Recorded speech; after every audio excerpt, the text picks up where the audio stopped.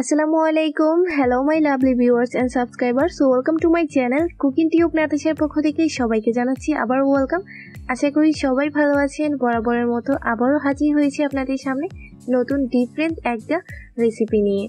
আজকের পর্বে তৈরি করে দেখাবো ডোরাকাটা বিস্কিট পিঠা। এই পিঠাটা দেখতে যেরকম সুন্দর খেতেও কিন্তু অনেক টেস্টি। এই পিঠাটা তৈরি করার জন্য ঘি, বাটার কিংবা ওভেনের কোনোই প্রয়োজন হয় না, খুবই সহজে তৈরি করা যায়।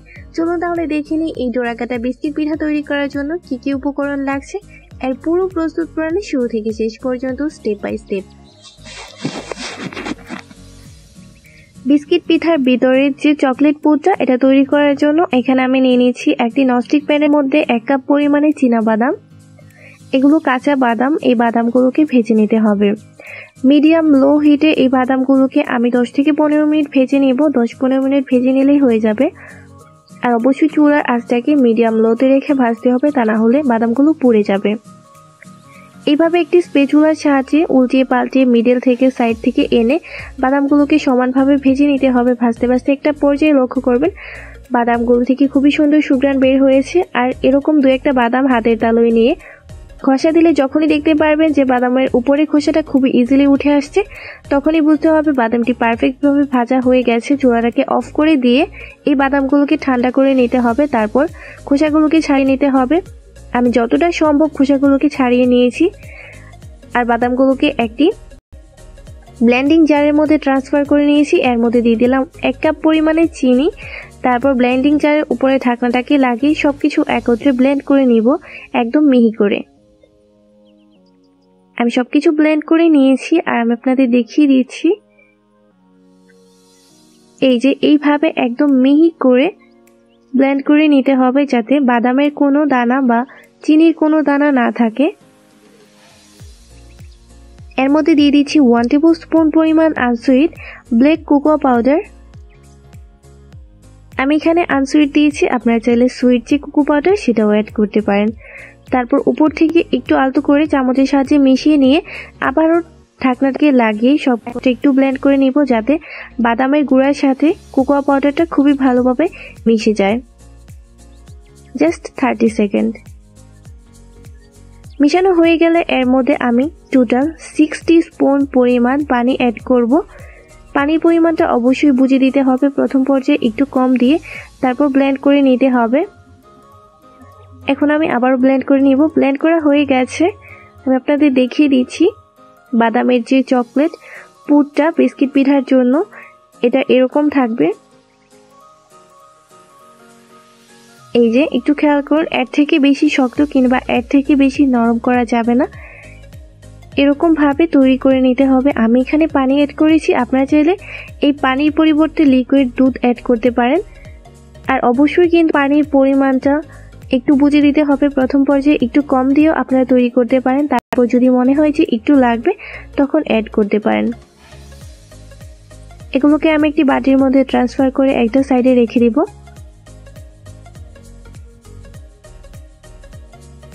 এখানে একটি বড় মিক্সিং বোলের মধ্যে আমি নিয়েছি 2 কাপ পরিমাণ ময়দা। এর মধ্যে স্বাদমতো লবণ দিয়ে ময়দার সাথে খুবই ভালোভাবে মিশিয়ে নিচ্ছি, যাতে লবণটা ময়দার সাথে খুবই ভালোভাবে মিশে যায়।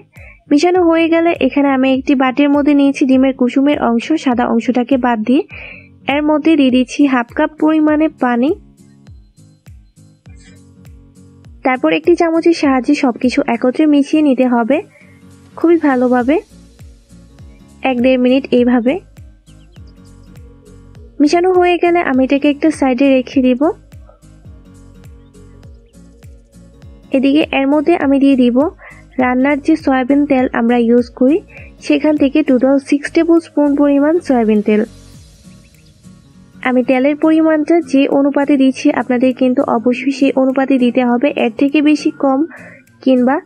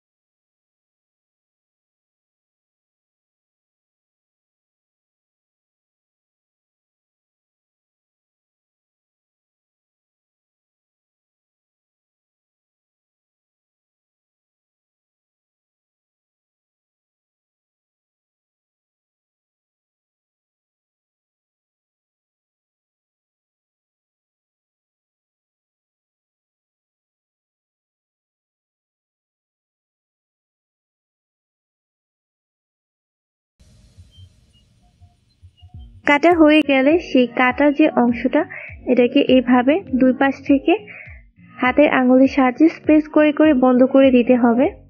বন্ধ করার পর তারপর সামান্য একটু পানি লাগিয়ে হাতের মধ্যে এইভাবে উপর থেকে আবারও একটু স্প্রেস করে মিশিয়ে নিতে হবে। মিশানোর পর এইভাবে জাস্ট একটু ফোল্ড করে নিলেই হয়ে যাবে। সেই কাটা অংশটা খুব ভালোভাবে মিশে যাবে। এই যে একটু খেয়াল করুন মিশে গেছে। এখন সেই কাটা অংশটাকে নিচে রেখে আমি এই বিস্কিট পিঠাগুলো ডোরা কাটা ডিজাইন দেব। এর জন্য লাগবে এরকম একটি ধারালো নাইফের সাহায্যে এইভাবে কোনাকুনি ভাবে কেটে নিতে হবে প্রথমে। এই যে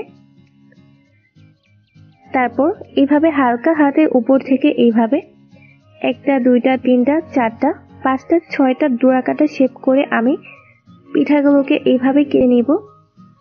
আপনারা জাস্ট একটু খেয়াল করলেই বুঝতে পারবেন আমি কিন্তু একই ডিজাইন করে প্রতিবার কেটে নিচ্ছি।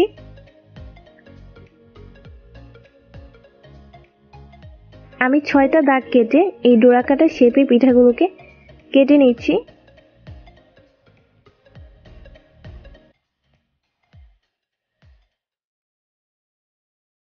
কাটা হয়ে গেছে। এখন আমি আপনাদের দেখিয়ে দিচ্ছি ডিজাইনটা কিভাবে করতে হবে। একটা পিঠা এভাবে হাতের উপরে নিয়ে জাস্ট সাইড থেকে 2টা আঙ্গুলের সাহায্যে এভাবে একটু স্প্রেস করে ভিতরে ঢুকিয়ে দিলেই দেখতে পারবেন এফ শেপে একটি ডোরা কাটা বিস্কিট পিঠা হয়ে গেছে। এই যে আমি আপনাদের সহজের জন্য আরো কয়েকটি দেখিয়ে দিব। এই যে সাইড থেকে জাস্ট এইভাবে 2টা আঙ্গুলের সাহায্যে একটু স্প্রেস করে করে ভিতরে ঢুকিয়ে দিলেই একটা সুন্দর ডিজাইন হয়ে যাবে।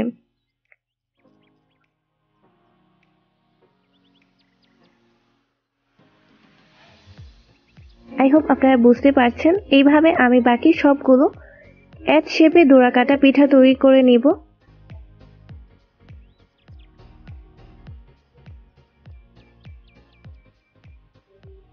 আমি সবগুলো পিঠা তৈরি করে নিয়েছি। এখন এই পিঠাগুলোর মধ্যে বেক করব।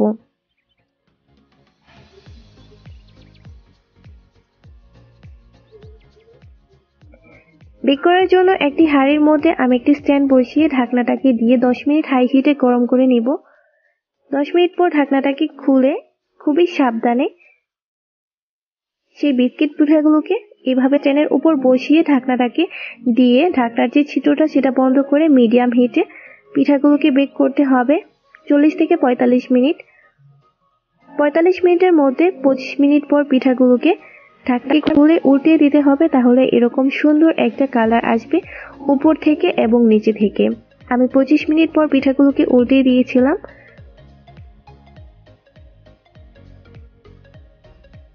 এই যে একটু খেয়াল করুন উপর থেকে কত সুন্দর একটা কালার এসেছে এবং নিচে থেকেও কিন্তু সেম সুন্দর একটা কালার এসেছে। এই পিঠাগুলো উপর থেকে হয় একটু ক্রিস্পি আর ভিতর থেকে খুবই সফট একটা চকলেটের যে ফিলিং সেটার কারণে কিন্তু পিঠার টেস্টটা অনেক অংশে বেড়ে যায়। তৈরি হয়ে গেল মজাদার ডোরা কাটা বিস্কিট পিঠা। আই হোপ আমার আজকের এই ডিফারেন্ট ডোরা কাটা বিস্কিট পিঠার রেসিপিটি আপনাদের ভালো লেগেছে। ভালো লেগে থাকলে বাসায় অবশ্যই ট্রাই করবেন। আমি আপনাদের একদম কাছে থেকে দেখিয়ে দিচ্ছি পিঠাগুলো কতটা পারফেক্ট হয়েছে। এই যে একটু খেয়াল করুন উপর থেকে লালচে গোল্ডেন একটা কালার এসছে এবং সব সাইড থেকে নিচে থেকে। আপনারা যদি আমার রেসিপিটা ফুল ফলো করেন তাহলে আপনার পিঠাগুলো এরকম পারফেক্ট হবে। ডোরা কাটা বিস্কিট পিঠাগুলোকে আপনারা 3 থেকে 4 দিন পর্যন্ত এয়ারটাইট বক্সে সংরক্ষণ করে খেতে পারেন আর চাইলে বাচ্চাদের টিফিনের জন্য দিতে পারেন। বাচ্চারা অনেক লাইক করবে। রেসিপি নিয়ে কোনো কোশ্চেন থাকলে নিচে কমেন্ট বক্সে কমেন্টস করুন আর নতুন কোনো রেসিপি নিয়ে রিকোয়েস্ট থাকলে আমাকে অবশ্যই জানাবেন। আমার চ্যানেলে বেশ কিছু পিঠার রেসিপি আছে, আমি সেই লিঙ্কগুলো আপনাদের সুবিধার জন্য ডেসক্রিপশন বক্সে দিয়ে দিব। আপনারা চাইলে সেখান থেকে দেখে নিতে পারেন। আমি একটা পিঠা খেয়ে দেখছি কি অবস্থা। ওয়াও, জাস্ট অসাধারণ হয়েছে। উপর থেকে ক্রিস্পি আর ভিতর থেকে চকলেটের একটা ফিলিং, জাস্ট অসাধারণ। আপনার বাসায় ট্রাই করলেই বুঝতে পারবেন এটা কতটা টেস্টি। আজকের মতো এখানে বিদায় নিচ্ছি। ফিরে আসছি অন্য কোনো দিন নতুন ডিফারেন্ট কোনো রেসিপি নিয়ে। এ পর্যন্ত আমার সাথেই থাকুন। আল্লাহ হাফেজ।